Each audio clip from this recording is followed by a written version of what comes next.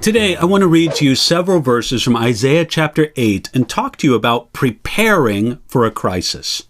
Isaiah 8, beginning at verse 11, says this, "For the Lord spoke thus to me with a strong hand and instructed me that I should not walk in the way of this people, saying, Do not say a conspiracy concerning all that this people call a conspiracy, nor be afraid of their threats, nor be troubled. The Lord of hosts, him you shall hallow. Let him be your fear, and let him be your dread.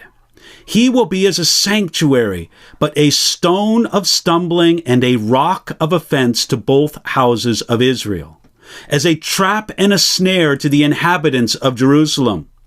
And many among them shall stumble. They shall fall and be broken, be snared and taken." At the time of this prophecy, the combined armies of Israel and Syria had destroyed much of Judah. Their armies either encircled Jerusalem or were on their way to do that. They planned to overthrow King Ahaz of Judah and to set their own man on the throne. You can find a reference to that in Isaiah chapter 7, verse 6. The people of Judah were tempted to put their trust in the Assyrians, who were proud and strong and bold and infamous for their cruelty. Notice God's word to the people of Judah at the time of coming crisis. He said, "Do not say a conspiracy, nor be afraid of their threats." Isaiah and the people of Judah were tempted to give in to fear and panic, knowing the dangerous place they were in. Isaiah's prophecy declared the armies of Syria and Israel would not succeed in conquering Judah. But the Assyrians, who they trusted to help them, would attack them and do much damage.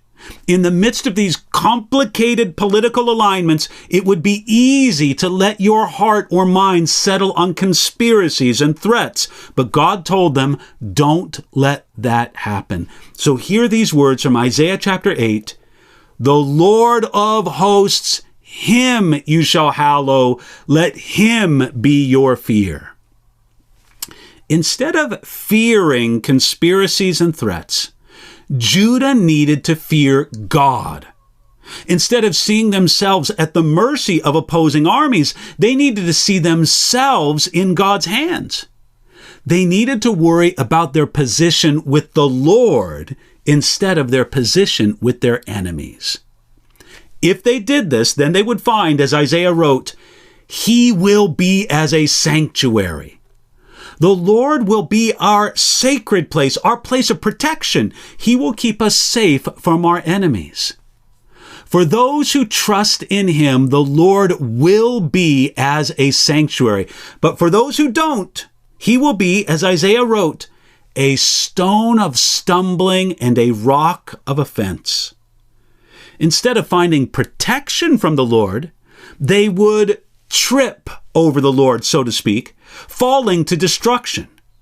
Isaiah said that many among them shall stumble, they shall fall and be broken. This reminds me of what it says in Psalm 2, verse 12. It says this, "Kiss the Son, lest he be angry, and you perish in the way when his wrath is kindled but a little. Blessed are all those who put their trust in him." Friends, if we'll listen, God will say the same thing to us in seasons of approaching crisis. Don't put your eyes on the crisis itself and let them be fixed permanently on that. No, be real about the world around you, but get your eyes and your confidence on the Lord. That's something that we can all do and do today.